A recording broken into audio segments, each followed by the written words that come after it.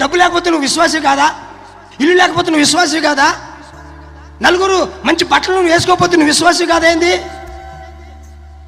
అది కాదు నీ కొలత, నీ క్రియలే నీ కొలత. మాటలు చెప్పి బతికే వాళ్ళు ఉంటారు కొంతమంది, మాటలు చెప్పి బతికే వాళ్ళు ఉంటారు కొంతమంది. అన్ని బురుడి మాటలే, అన్ని బురుడి మాటలే. మోసపోతావు, జాగ్రత్త సహోదరుడా, సహోదరి, అమ్మా, తల్లి. వద్దు, కష్టపడి బతుకుతా, యథార్థంగా బ్రతుకుతా.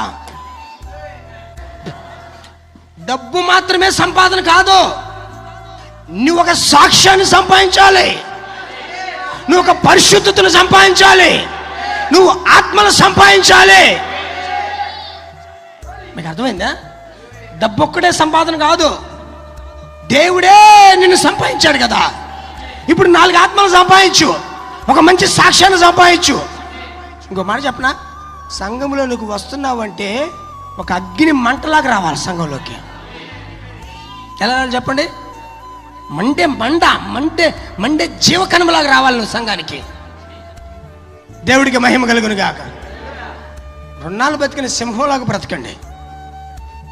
అప్పుల కుప్పలని మీదేసుకొని అందరికి అప్పులు చేసి, అన్ని పాపిష్టి పనులు చేసి, అన్ని దరిద్ర పనులు చేసి ఏం వెలగబడతావు? ఏం సాక్ష్యం ఉంటుంది నీకు? ఏముంటుంది సాక్ష్యం? నీట్గా బ్రతుకు, వాక్యం కోసం బ్రతుకు, దేవుని కోసం బ్రతుకు, మంచిని సంపాదించు. చెడుని ఈజీగా సంపాదించవచ్చమ్మా. ఎంతలోకి వస్తుంది చెడు చెప్పండి? చెడు ఎంతలో? ఇదిగో అయ్యగారు ఇటు చూడు, ఇదిగో చెడు ఎంతవరకు వస్తుంది? ఒక్క మాట చాలు చెడు రావడానికి.